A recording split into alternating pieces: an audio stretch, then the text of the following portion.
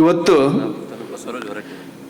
ಈ ರೈತರ ದಿನಾಚರಣೆಯನ್ನು ಈ ಆಶ್ರಮದಲ್ಲಿ ಇವತ್ತು ಮಾಡಿದ್ದು ಭಾಳ ಸಂತೋಷ ಆಗಿದೆ. ಯಾಕೆ ಅಂತ ಕೇಳಿದರೆ, ನಮ್ಮದು ಅಪ್ಪುಗಳ ಗುರುನಮನ ಕಾರ್ಯಕ್ರಮ ಇದೇ ತಿಂಗಳ 29ನೇದಿಂದ ಜನವರಿ 2ನೇ ತಾರೀಕಿನವರೆಗೆ ಪ್ರಾರಂಭ ಆಗ್ತದಲ್ಲ, ಅದು ಇವತ್ತು ಈ ವರ್ಷ ರೈತರ ದಿನಾಚರಣೆಯಿಂದ ಉದ್ಘಾಟನೆ ಆಯಿತು ಅಂತ ತಿಳ್ಕೊಂಡು ನನಗೆ ಭಾಳ ಸಂತೋಷ ಆಗಿದೆ ಅನ್ನೋಂಥ ಮಾತನ್ನು ಇಲ್ಲಿ ಹೇಳಲಿಕ್ಕೆ ಬಯಸ್ತೀನಿ.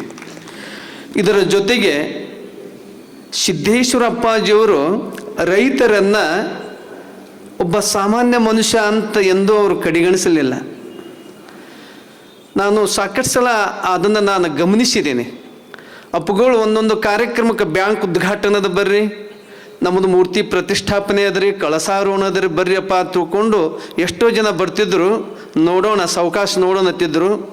ಒಬ್ಬ ರೈತ ಬಂದು, ಯಪ್ಪ ನಾವು ಹೊಲದಾಗ ಇಷ್ಟೆಲ್ಲ ಧಾನ್ಯ ಬೆಳೆದೇನೆ, ಒಂದಿನ ತಾವು ಬಂದು ನಮ್ಮ ಭೂಮಿಯಲ್ಲಿ ಪಾದ ಹಾಕಿದ್ರೆ ಸಾಕು ಅಂದ್ರೆ ಅಪ್ಪುಗಳು ಹೇಳ್ತಿದ್ರು, ಆ ರೈತರಿಗೆ ಕೊಡ್ರಿ ಟೈಮ್ ಹೋಗೋದು ಅವ್ರು ತೋಟಕ್ಕಂತಿದ್ರು. ಅಷ್ಟು ರೈತರನ್ನು ಪ್ರೀತಿಸ್ತಿದ್ರು.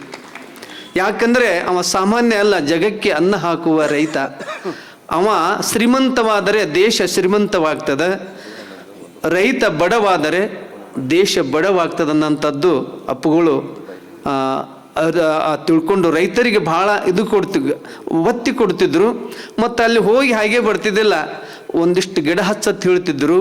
ಅದರ ಕೂಡ ಎತ್ತುಕೊಳ್ಳೋದು ಇದ್ದು ಅಂದ್ರೆ ಅಪ್ಪುಗಳು ಅವನು ಹೋಗಿ ನಿಂತು ನೋಡಿ, ಹೀಗೆ ನಿಮ್ಮದು ಬೆಳೀಲಿ ಒಕ್ಕಲ್ತನ ಅಂತ ಹಾರೈಸ್ತಿದ್ರು. ಒಮ್ಮೆ ಕೂಡಲ ಸಂಗಮಕ್ಕೆ ಹೋಗಿ ಬರ್ತಾ ಇದ್ದೇವೆ, ಟ್ಯಾಕ್ಟರಿಂದ ಒಬ್ಬ ರೈತ ಬಿತ್ತಿದ್ದ.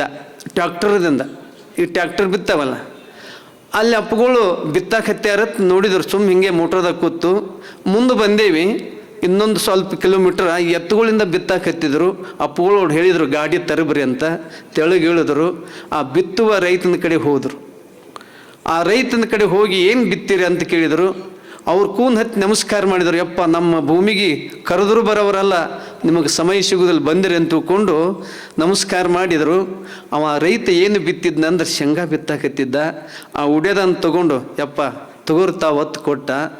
ಅದಕ್ಕೆ ಹೊಲಕ್ಕೆ ಬಂದವ್ರನ್ನ ಹಾಗೇ ಕಳಿಸದೆ ಅನ್ನವನ್ನು ಕೊಟ್ಟು ಕಳಿಸೋ ಯಾರು ಅಂದರೆ ದೇಶದೊಳಗೆ ರೈತ ಅನ್ನೋಂಥದ್ದನ್ನು ಅಪ್ಪುಗಳು ನಮ್ಮೆಲ್ಲರಿಗೆ ಗಾಡಿ ಒಳಗೆ ಹೇಳಿದರು.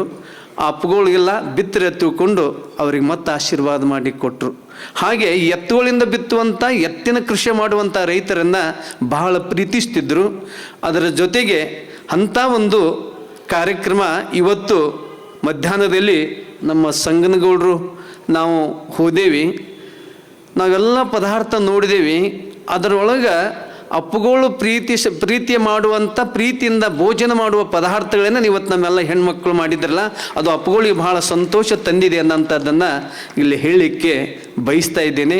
ನೀವು ಮಾಡಿದಂಥ ಪದಾರ್ಥ ಅಪ್ಪುಗಳು ದೇಹ ಇಲ್ಲ, ಇವತ್ತು ಅವ್ರನ್ನ ಎಲ್ಲ ನೋಡಿ ನಿಮಗೆ ಆಶೀರ್ವಾದ ಮಾಡಿದಾರ. ನೀವು ಹೀಗೇ ಮಾಡ್ತಾ ಇರೋಂಥದ್ದನ್ನು ಇವತ್ತು ನಾವು ತಿಳ್ಕೊಂಡಿದ್ದೀನಿ, ಆ ವಿಷಯ ತಿಳ್ಕೊಂಡಿದ್ದೀನಿ ಅನ್ನೋಂಥ ಮಾತನ್ನು ಹೇಳುತ್ತಾ, ಇವತ್ತು ಅದರ ಜೊತೆಗೆ ನಮ್ಮ ಆಶ್ರಮದ ಎಲ್ಲ ಪೂಜ್ಯರು ಇದನ್ನು ಬಹಳ ಗಮನಿಸಿದ್ದಾರೆ. ಇವತ್ತು ನಾನು ಬಹಳ ಮಾತಾಡೋಕ್ಕೆ ಹೋಗೋದಿಲ್ಲ.